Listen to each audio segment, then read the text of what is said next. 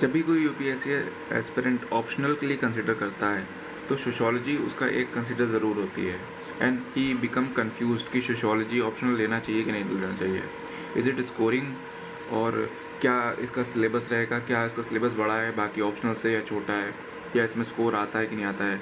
तो I will be answering all those questions in this video of sociology strategy part 1।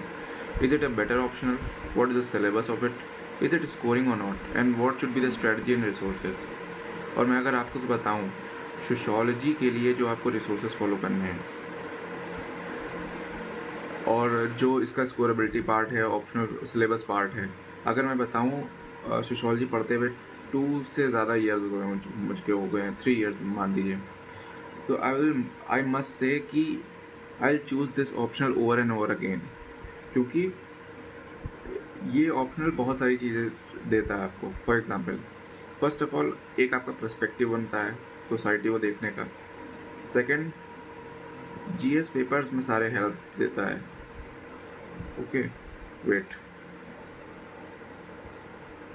First wait first आपका बनता है perspective, society को अलग तरीके से देखने का।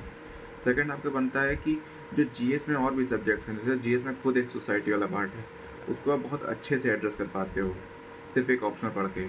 क्या फ़ायदा है ऐसे ऑप्शनल लेने का जिसका जीएस में काम ना हो। फिर आपका ये ऑप्शनल अलग उधर गवर्नेंस में भी काम देता है, गवर्नेंस प्लस सोशल जस्टिस जो आता है आपका पोर्शन, फिर आप इसको यूज़ कर सकते हो एथिक्स में भी। ठीक है, तो इसके इसके फ़ायदे बहुत हैं इस ऑप्शनल को लेने के। और सबसे बड़ी बात, जब हम किसी ऑप्शनल को लेते हैं, देखो यार, यूपीएससी का खुद का सिलेबस बहुत बड़ा है, तो हमें ऐसा चाहिए कि हम एक ऐसा ऑप्शनल ले अनटिल और अनलेस आप अपने ग्रेजुएशन के ऑप्शनल में बहुत ज़्यादा कंफर्टेबल हो। अगर हम ऑप्शनल चूज़ करना चाहें तो हमें एक ऐसा ऑप्शनल लेना चाहिए जो कि जिसका सिलेबस छोटा हो, ज़्यादा टाइम ना लगे, क्योंकि उसका खुद का यूपीएससी का सिलेबस काफ़ी बड़ा है। फिर अगला पॉइंट ये आता है कि उसमें स्कोर किया जा सके और बोर ना हो। ठीक है, और ये ऑल रिक्वायरमेंट्स ये मीट करता है, अगर मैं आपको अपने एक्सपीरियंस से बताऊँ तो चलिए पार्ट 1 स्टार्ट करते हैं इसका। सबसे पहले बात करते हैं सिलेबस की। तो देखो, सिलेबस से पहले एक बात बता दें, देख एक बुक है जिसको नितिन सांगवान आईएएस की बुक, इसका नाम है एसेंशियल सोशियोलॉजी। ठीक, इस बुक की खास बात ये है कि ये बुक अगर मैं कहूँ तो वेट अगर मैं दिखाऊँ तो उसको, ये देखिए, ये बुक है नितिन सांगवान की बुक एसेंशियल सोशियोलॉजी। ओके, तो अगर इस बुक की खास बात मैं बताऊं तो ये मुश्किल से ये 600 पेजेस की है। ओके, 530, ठीक। तो 530 पेजेस की बुक है, और इसमें पूरा का पूरा सिलेबस डिकोड करके पूरे के पूरे सिलेबस के अकॉर्डिंग ही इन्होंने पढ़ाया है। फॉर एग्जांपल, अगर मैं आपको यहाँ पे सिलेबस दिखाने वाला हूँ तो मुझे क्या चाहिए कि मैं सिलेबस की एक प्रिंट आउट पीडीएफ निकालूँ, उसके बाद इस पर पढ़ाऊँ, लेकिन नहीं, मैंने ये नितिन सिंघवान जो आईएएस हैं उन्हीं के इंडेक्स की है। अब देखिए, ये पूरा पेपर 1 का है, ये पूरा पेपर 1 है, और पेपर 2 भी उसी में दिया था, बस यहाँ तो जगह नहीं थी तो मैंने सारा पोस्ट नहीं किया। सेम तरीके से पेपर 2 भी सिर्फ 500 पेज की बुक में सिलेबस वाइज, पेपर 1 भी और पेपर 2 भी अच्छी तरीके से इंटीग्रेट करके, और उसका कंटेंट भी काफ़ी अच्छा है, ऐसा नहीं कि कंटेंट बेकार है। तो इस तरीके से अगर आपको एक इसमें मिल जाता है रिसोर्स, तो इससे बेटर बात तो कुछ हो नहीं सकती। तो इसकी हम बात करेंगे रिसोर्स वाली वीडियो में, फिलहाल अभी देख लेते हैं इसको। देखिए चैप्टर 1 में क्या है, सोशियोलॉजी द डिसिप्लिन।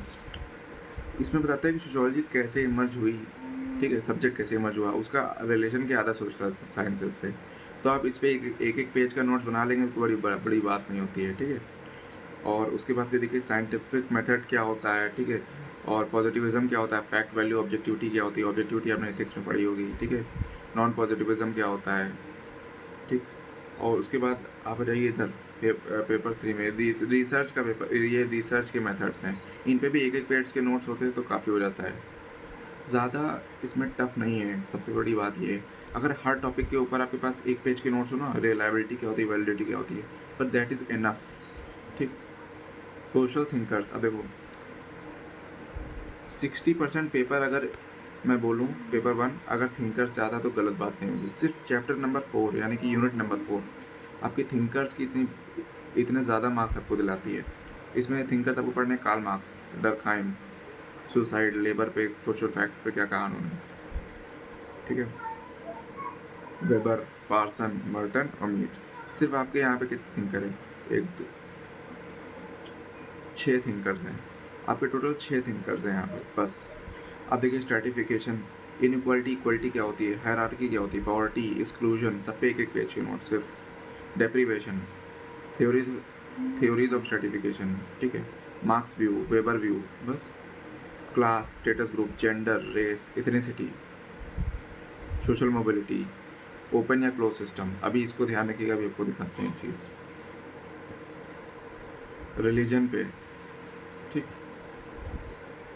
फैमिली पे, आइसोलेटेड न्यूक्लियर फैमिली, आपने सोसाइटी में पढ़ा होगा, ठीक है, patriarchy, sexual division of labour, ठीक है, ये देखिए आता है science, technology and social change, ठीक है।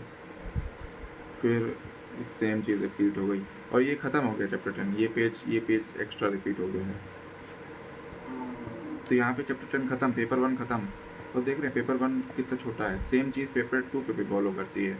और पेपर 1 जिसका बहुत अच्छे से तैयार है वो पेपर 2 में बहुत अच्छा स्कोर करता है, क्योंकि पेपर 1 की ही चीज़ें पेपर 2 में लग भी जाती हैं। वो पढ़ सकता है पेपर 2 बहुत अच्छे से, ठीक है। तो इतना ही बड़ा पेपर 2 भी होगा। वेट हम छोटी लिखी करते हैं बस। दिस इज पेपर 1, ठीक है। तो let's see some P Y Qs, तभी आपको क्लैरिटी हो जाएगी थोड़ी सी। तो देखते हैं, देखिए जो ग्रीन कलर से मार्क है वो डायरेक्टली देखिए, डर्कहाइम, वेट देखो, डर्कहाइम सिलेबस में मेंशन थे, जेंडर, सोशल इनइक्वालिटी सिलेबस में मेंशन थे, social mobility and open and close system मैंने स्टार मार्क किया था पेपर में, देखा।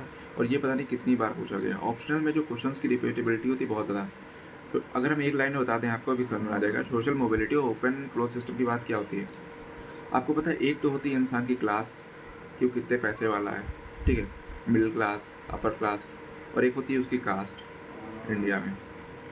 तो आपको पता है क्लास में आप ऊपर जा सकते हैं कि मतलब आप गरीब थे, फिर मिडिल क्लास हो गए, फिर अब रिच हो गए, ठीक है, फिर मोर रिच हो गए।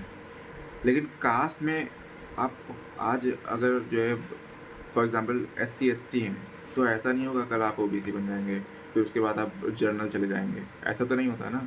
अगर आप लो कास्ट में हैं तो आप लो कास्ट में ही रहते हैं, हाई कास्ट में नहीं जा पाते हैं।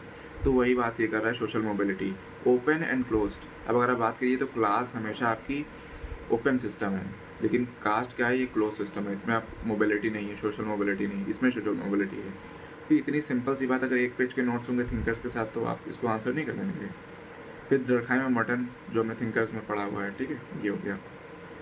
फिर वेट फिर डरखाइम का पर्सपेक्टिव ऑन रिलीजन। हर एक थिंकर आपको मार्क्स दिलाएगा। देखा मैंने कहा था चैप्टर नंबर 4 60-40 रेशियो है। अभी ये रेड कलर से मार्क क्यों है? ये रेड कलर से इसलिए मार्क है क्योंकि ये आपको पेपर 2, मतलब सॉरी ये पेपर 2 नहीं, GS पेपर 2, GS पेपर 1 और GS पेपर 3 सभी में काम आता है। जो चीज़ें आप इसमें पढ़ते हैं या फिर जो चीज़ें आप सोशलॉजी में पढ़ेंगे वो भी इनमें अप्लाई हो। जैसे for example implication of feminisation of work, editorials आता रहता है पेपर में कि कुछ वर्क फेमिनाइजेशन ऑफ वर्क हो रहा है, कुछ काम जो है पिंक कॉलर जॉब्स हो रही हैं, ठीक है।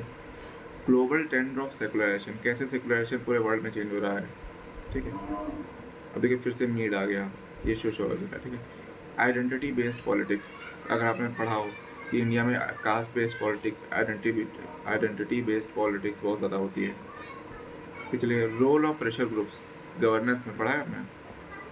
पेट्रियार्की डायरेक्ट सिलेबस से मेंशन है, एंड सोशल डेवलपमेंट। तो that's why I was emphasising कि अगर मैं सोशोलॉजी की बात करूँ तो मैं इसको बार बार रिकमेंड करूँगा कि अगर किसी एस्पिरेंट को कोई सब्जेक्ट नहीं समझ आया तो he can take sociology as an optional.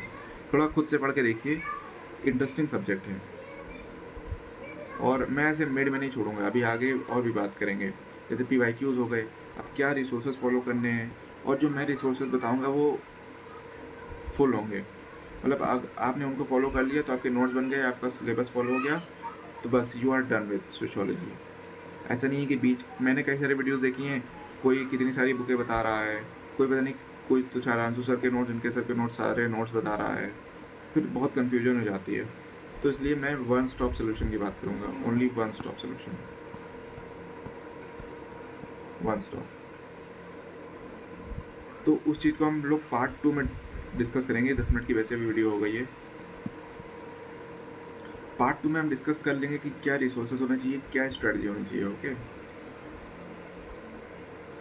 Till then आप सब्सक्राइब कर लीजिए मेरे चैनल को, लाइक कर लीजिए, और let's wait for the part 2। ये मैं अगले वीक तक डाल दूँगा। ठीक है, ओके, थैंक यू।